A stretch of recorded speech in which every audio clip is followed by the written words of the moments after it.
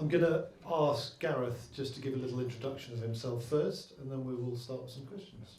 Good evening everyone, I'm Gareth Ellis-Unwin, Slough resident and film producer, currently the head of film and animation at ScreenSkills, and sat here having listened to everyone working out when are we going to break the cycle, because I, as a young man at the age of 14, despite having a job at Pinewood Studios, sweeping the floors and emptying the bins, when I spoke to my careers advisor I was told I was not academically bright enough to work in the film industry and I should ready myself to go and work for Mars Confectionery, who was the big local employer. Same careers advisor invited me back 23 years later with my Oscar and having just produced the highest grossing British independent film of all time. So yes, education has a bit of a challenge. I'm Jules Robinson, I'm a TV and film consultant working for a number of different people, including Marlow Film Studios and others. So I'm lucky enough to have spent some time at ScreenSkills and Pinewood Studios prior to that, but lucky enough to have worked with Gareth, unlucky enough to have started in roughly the same week and had to follow our newbie's speech to everyone straight after Gareth when he talked about how he won an Oscar and had to follow that. So never quite lived that down as a moment of what do you say. But I had this opportunity. So this is your retribution. I have the opportunity now. Okay, so now, so just be forewarned. Gareth and I have been talking before this about, we want to talk about, obviously, I think David's words were really quite powerful of talking about the application of learning, these disparate voices, the informed conversation, and the need to join them up. I think that's what we want to look at now is this industry meets education piece and Gareth's experience, particularly at ScreenSkills. What do you think, taking a step back from the work that you do, what do you think's working? What do you think is really driving the industry at the moment? So I think in terms of positives, and we must hold on to those positives, at a time of boom we have opportunity to bring about transformative change. It's very difficult to bring change around when there isn't revenue flowing through a sector. I think what's really good at the moment is people are finally paying attention and taking the importance of skills very, very seriously, and those big employers are facing challenges. Pippa spoke about it earlier on, and I think the immediacy of the problem right now hopefully brings things into sharper focus. And we have to look at it being a tiered approach to solution, because we've talked about the need to get into primary schools. Well, that's going to flush a solution in 30 years' time. That doesn't solve the issue today of not having the requisite crew you need to make your production safely, on time and on budget. And if we're not careful, we will lose the reputation of being a world-leading jurisdiction for content creation. So in terms of the programs that are running now, what do you think, where do you look at, where are the bright lights? Where do you think these are the ones that work well, these are the ones that, this is what we need to do more of rather than less of?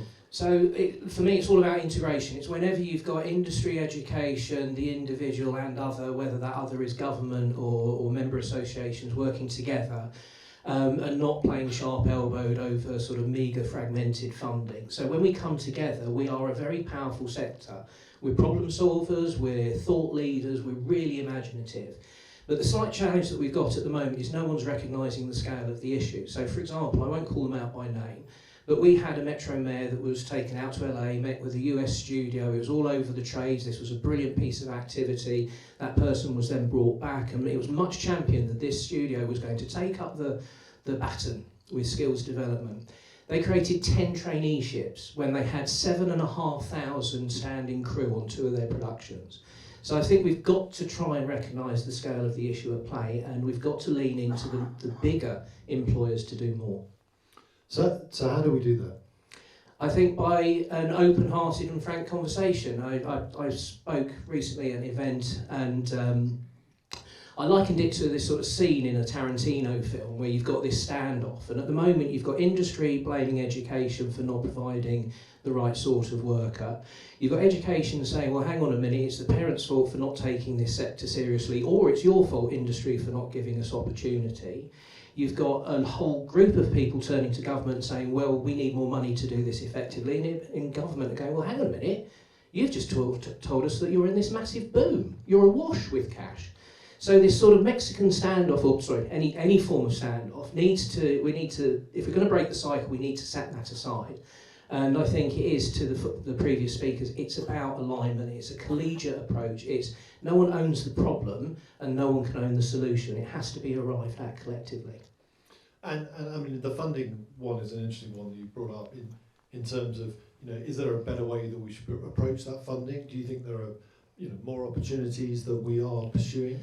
Well, at the moment we've got the sort of catch-22 situation of an industry that makes quite a significant contribution into the apprenticeship levy. And unfortunately, because of its current structure, it's very difficult to realise the majority of that value back. So the big employers that are making contributions to that apprenticeship levy are saying, well, don't come knocking on our door and ask for more, try and solve this issue with the apprenticeship levy. So I think that is one aspect, and I believe that the apprenticeship levy and the UK tax credit consultant might happen as a sort of parallel process of discussion, so one is hopeful for some better outcomes there.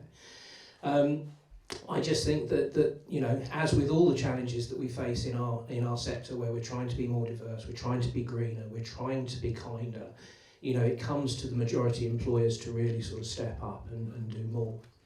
And in terms of these overcoming these challenges, where are the bright lights? Because clearly there's lots of work to be done in an industry that's booming. That creates opportunity, and it was David Smith at Screen Scotland. He said this has created a talent vacuum.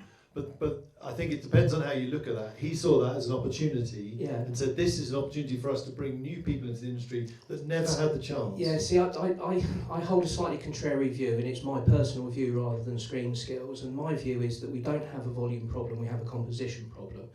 We have 55,000 media graduates qualifying every year. We have 250 training providers. We have innumerate members, associations, unions and guilds that are serving a standing workforce of no more than 260,000. So if you add the 20,000 new jobs to that, the ecosystem is providing enough upfront opportunity, but we can't just keep making that hopper bigger. We've got to look at recruitment practice. We've got to look at the way that we hire. Typically in the sector, we short-term decisions, late-minute commissioning decisions that get passed down. You have to recruit quickly, which means you turn to your own networks, you don't create opportunity. And the big pinch point that Pippa was talking about isn't so much about that sort of new entrant level, and valid though that is, and we need to improve the composition of those that we're bringing into the industry. Most of the skill shortages exist around the pinch points of mid to senior management. So those that have team management responsibility, budgeting responsibility, and all of these things need lived experience. I was a first assistant director. You don't get to be a first assistant director until you've been a third assistant director and a second assistant director. And then you start on smaller productions and work your way up to those bigger productions. And the only way you improve your capabilities is by being given opportunity. So can we look again at work shadowing? Can we look again at recruitment practice? Can we find ways in which, in a tricky space, we know the complexities around IP and production intelligence is a much guarded secret. Quite often you'll find something shooting just on your doorstep on the day that they wrap. This is a tricky thing to manage. But I think we just have to work together to try and open up a broader opportunity across multiple grades and seniority, and not just keep the focus on this sort of new entrant challenge.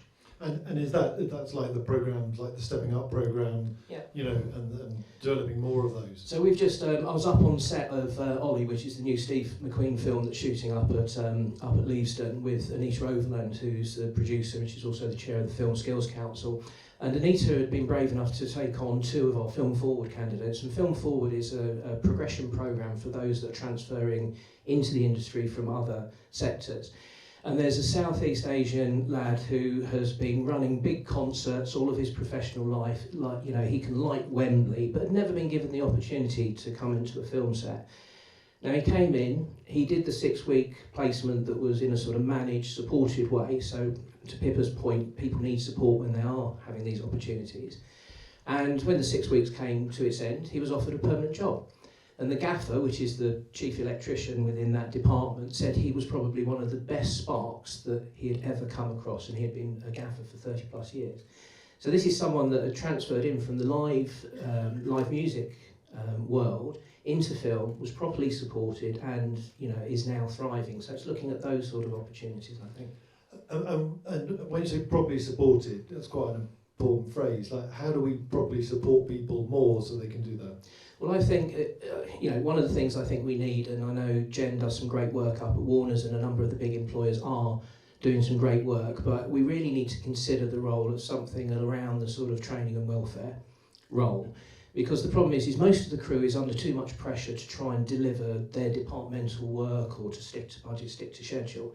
And most people that have excelled within a crew role are brilliant in their role as a craft person or a technician. They're not necessarily trained as managers, they're not necessarily trained as people that are, you know, running big teams and stuff. So I think the sort of the pastoral care becomes a really important part to play. In fact, on a small shoot that I did last summer, we actually had 2 training and welfare officers, and they were just there to look after not just the entry-level trainees that we were working with, but we also had 2 or 3 people in step-up roles, and they were there to help support them. Yeah, and that's about supporting people so that they last and stay in the industry. I mean, and that was a point that was made earlier about it's not just getting people into the industry, it's getting them to stay. You know, what are the other things you think we should be looking at to keep more people within the industry? Well, it's a proven fact that there tends to be a sort of drop-off after the 3rd year of being in the industry. You know, people have gone through education or found work from otherwise, and they give sort of the creative sector a 3-year run. And at the end of that 3 years, you know, they're either thriving or they're not. And, you know, at that same time, their peer group is maybe holding down or have maybe seen their first promotion. They're starting to talk about family life. They're starting to talk about considering buying houses. All of these things that are very, very difficult to consider in a freelance workforce where you don't have the sort of permanence of employment. So I think it's looking at that sort of post 3-year drop-off. It's looking at mental health and well-being. We are working as an industry to try and move towards a happier, healthier, kinder work environment. I think clarity around job descriptions and the roles that people are expected to do, and proper progression pathways. You know, people that go into law know that they graduate at this level, they'll do time of service, they'll get to the bar. You know, there's a proper path there. And that's difficult to establish in a creative sector, I recognise that. But it's proper jobs for proper people, you know, it's that sort of methodology. Brilliant. Final statement, you know, if one thing you wish that happened in the future, what would it be? I would like to see our Amanda's in the room, and you know, I've worked on the Future Film Skills programme, which Amanda was a big part of at the inception. That was brilliant. I have to question the fact that our workforce development is dependent on someone buying a lottery ticket at the weekend. That, for me, is the thing we need to shift. We are an industry. If we want to be comparable to other industries, we have to treat our workforce development and career progression with the same industrialisation as those other sectors. Brilliant. Thank you very much.